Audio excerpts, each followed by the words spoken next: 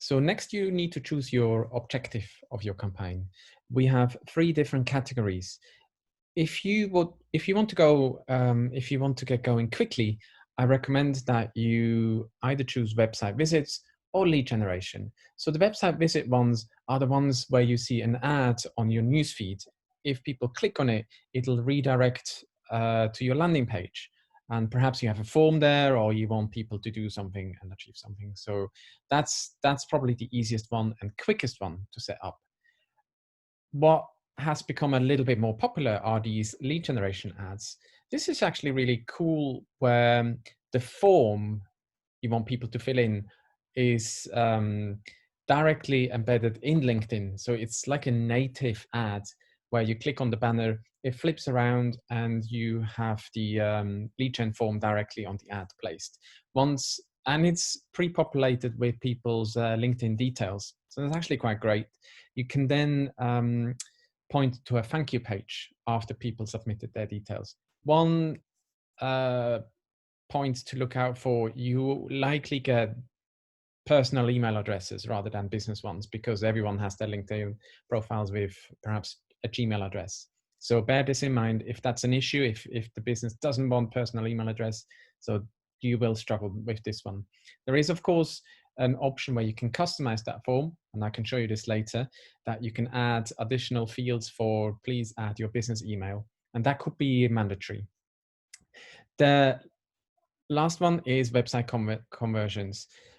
This is actually arguably the best one, but you can see if I click on it, what it requires you to do is to embed conversion tracking on your website. What this means, LinkedIn obviously has algorithms like most of the social platforms these days. It can optimize your campaigns based on conversions. So it'll expose your ad to the people who are most likely to actually convert.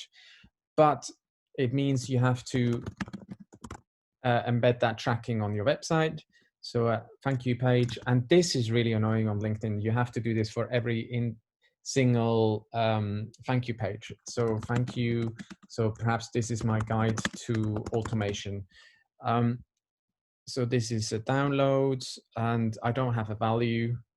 I can just leave this by default last touch. And then if I create this, I'm not sure why I can't do this, but you get a piece of code you then have to pass on to the developer, or you can add it through Google Tag Manager.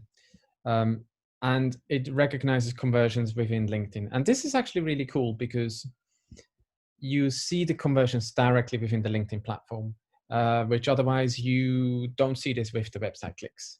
Let me just cancel that. You don't see this with website clicks. You do see it with the lead gen ads, where it tells you exactly how many people filled in that form. So to recap, I'd probably advise you to go with either website visits, lead generation, or website conversions. The problem with website visits, LinkedIn will expose the ad to people who are more likely to click. Well, that's good and bad, because if you have people who are a bit trigger happy, they may just click for the sake of it, but perhaps not be really interested. But that's up to you to decide. So I'd probably choose between the three of those. So the lead gen one is definitely something you should look into. I think that's quite interesting.